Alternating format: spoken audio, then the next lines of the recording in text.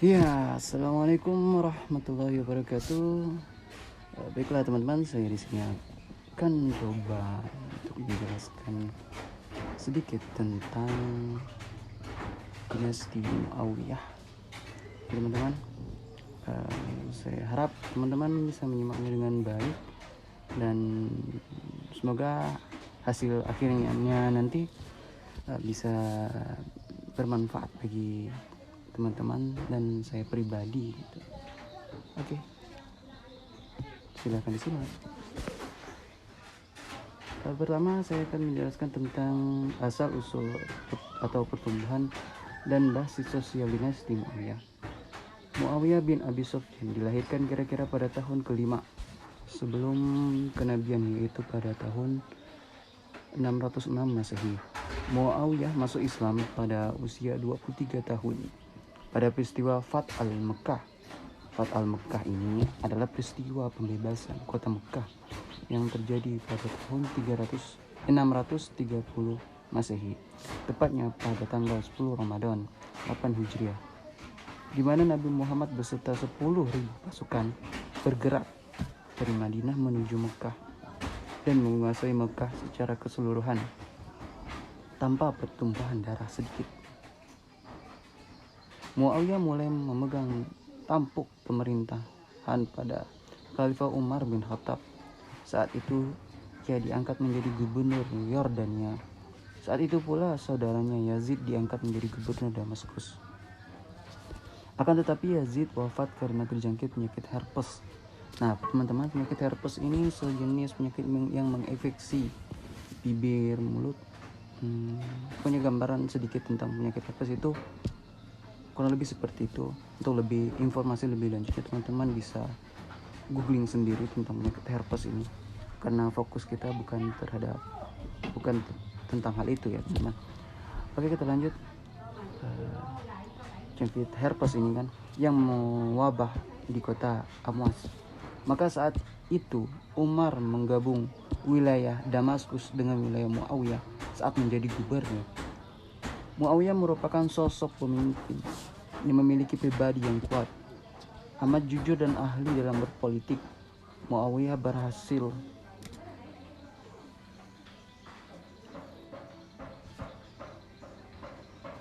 sendiri berhasil memegang kekuasaan penuh setelah Hasan bin Ali menyerahkan jabatan khalifah dengan beberapa syarat, antara lain agar Muawiyah tidak menaruh dendam sedikit pun pada masyarakat Irak, menjamin keamanan dan memaafkan kesalahan mereka. Yang ketiga, agar pajak tanah negeri Ahwaz diperuntukkan padanya dan diberikan setiap tahun. Yang keempat, agar Muawiyah membayar kepada saudaranya yaitu Husain bin Ali sebesar 2 juta dirham.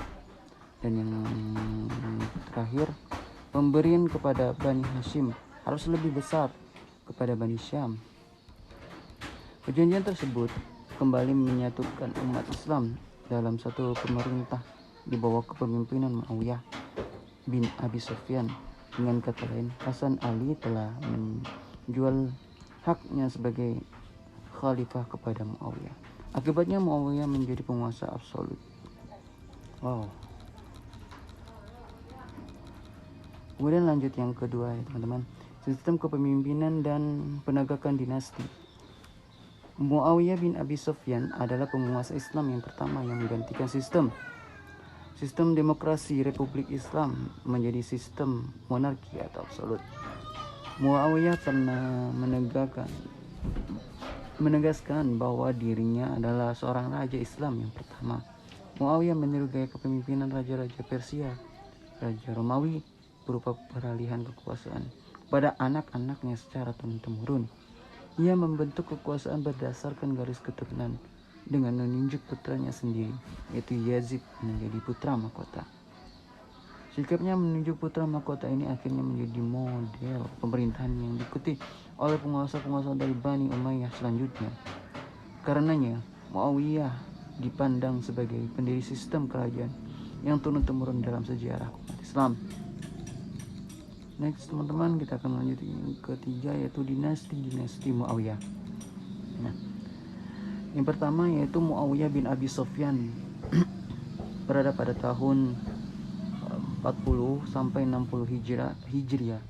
Itu sekitar 20 tahunan padanya jabatannya. Muawiyah bin Abi Sufyan sebagai pendiri Daulah Umayyah, ia tersambung kepada Umayyah bin Abi Syam bin Abdul Manaf bin Qusay. Ibunya adalah Hindun binti Utbah bin Rabi'ah bin Abdul Syam bin Abdul Manaf. Umayyah adalah salah seorang di antara para tokoh dan para pemimpin Quraisy pada zaman jahiliyah. Kemudian, teman-teman, selanjutnya kepemimpinan selanjutnya itu diwarisi kepada anaknya yaitu Yazid bin Muawiyah. Itu mulai dari tahun 60 sampai 63 Hijriah. 3 tahun ya teman-teman. Berlanjut lagi yaitu anaknya Yazid yang bernama Muawiyah bin Yazid atau Muawiyah II, yaitu pada tahun 63 Hijriah. Nah, uniknya Muawiyah bin Yazid ini hanya menjabat sekitar 40 hari saja ya teman-teman.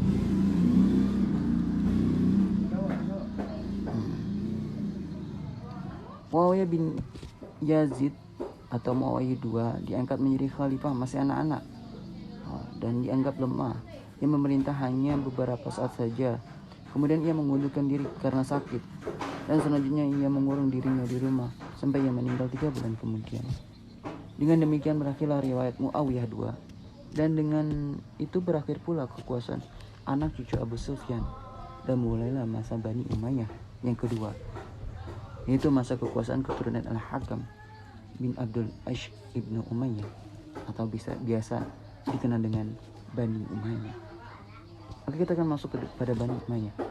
Yang pertama yaitu pemimpin yang pertama yaitu Marwan bin Al-Hakam, memimpin dari 64 sampai 65 Hijriah, yaitu 1 tahun. Sebelum Marwan bin Al-Hakam diangkat menjadi khalifah, tepatnya ketika masa Khalifah Utsman bin Affan, ia diangkat menjadi menteri di samping menjadi penasihatnya sehingga ia menjadi tangan kanan atau sekretaris dari Utsman bin Affan. Kemudian pemimpinan dilanjutkan oleh Abdul Malik bin Marwan pada tahun 65 sampai 86 Hijriah, yaitu 21 tahun. Kemudian dilanjutkan oleh anaknya yaitu Al-Walid bin Abdul Malik mulai dari tahun 86 sampai 96, kisaran 10 tahun. Kemudian dilanjutkan lagi estafet pemimpinnya oleh Sulaiman bin Abdul Malik dari 96 sampai 99 Hijriah, 3 tahun.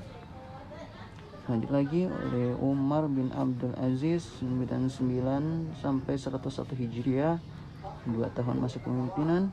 Yazid bin Abdul Malik 101 sampai 105 Hijriah, 4 tahun masa kepemimpinan.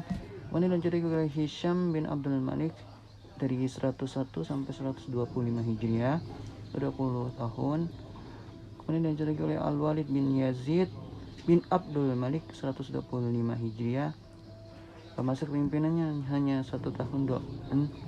Kemudian lanjutkan lagi oleh Yazid bin Walid pada tahun 126 Hijriah.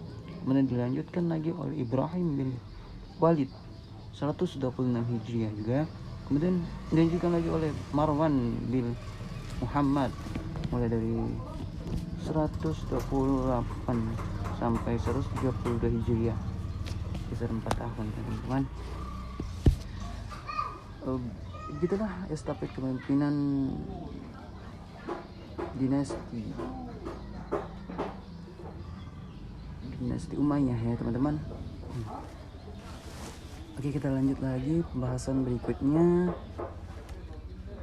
yaitu tentang karakteristik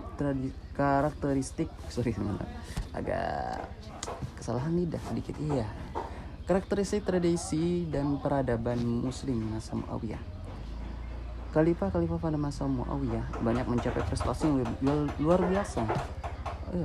Walaupun terdapat beberapa khalifah yang tidak menoreh prestasi atau tidak memiliki berkontribusi pada masa kepemimpinan mereka, dan ini kemudian dinyatakan sebagai keberhasilan dan kelemahan dalam keberadaannya.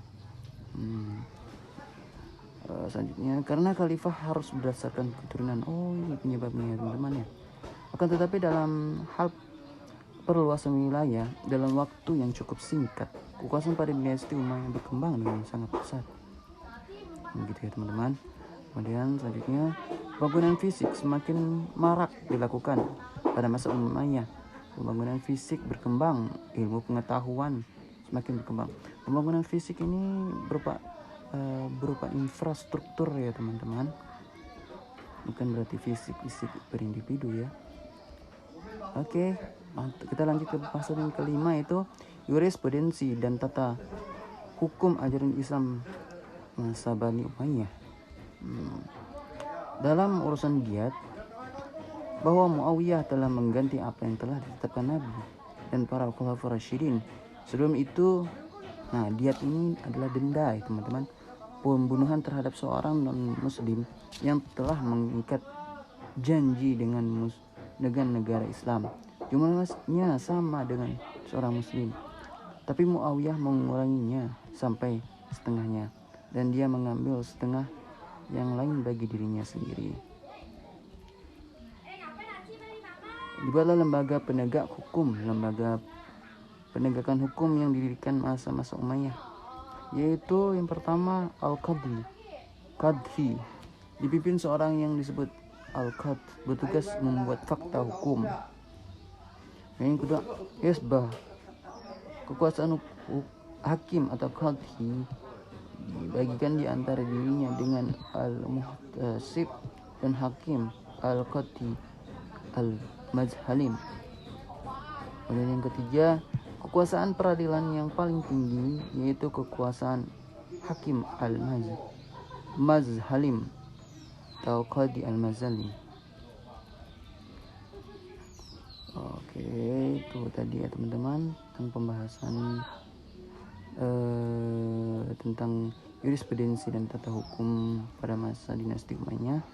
Kemudian kita lanjut pembahasan yang ke-6 tentang faktor kemunduran dinasti Muawiyah. Ini yang menarik juga ya teman-teman untuk kita bahas. Beberapa hal yang menyebabkan dinasti Umayyah lemah dan membawanya kepada kehancuran, yaitu simak ya teman-teman. Yang pertama, sistem pergantian khalifah melalui garis keturunan. Jadi sistem pemerintahan itu juga secara garis keturunan itu juga menjadi faktor kemunduran dinasti Muawiyah. Kemudian yang kedua ya teman-teman, latar belakang terbentuknya dinasti Umayyah tidak dipisahkan dari konflik-konflik politik yang terjadi pada masa Ali bin Abi Thalib. Kemudian yang selanjutnya yang ketiga, lemahnya pemerintahan Bani Umayyah juga disebabkan oleh sikap hidup mewah di lingkungan istana, sehingga anak-anak khalifah tidak sanggup memikul beban berat kenegaraan tatkala mereka mewarisi kekuasaan. Kemudian yang terakhir teman-teman, penyebab langsung tergulingnya kekuasaan dinasti Bani Umayyah adalah munculnya kekuatan baru yang dipelopori oleh keturunan Al-Abbas ibnu Al-Muttalib. Gerakan ini mendapat dukungan penuh dari Bani Hashim dan golongan Syiah. Golongan Syiah ini adalah golongan pendukung Ali bin Abi Thalib, teman-teman, serta kaum Mawali yang merasa ikhlas duakan oleh perintah Bani Umayyah. Oke teman-teman, hanya itu, mungkin itu yang hanya dapat saya sampaikan tentang ringkasan materi Bani Umayyah ini. Apabila terdapat kekurangan, mohon dimaafkan. Apabila ada saran baru, silakan komen di bawah untuk membangun channel ini. Wabillahi taufiq wal hidayah. Assalamualaikum warahmatullahi wabarakatuh. Selamat jumpa dan salam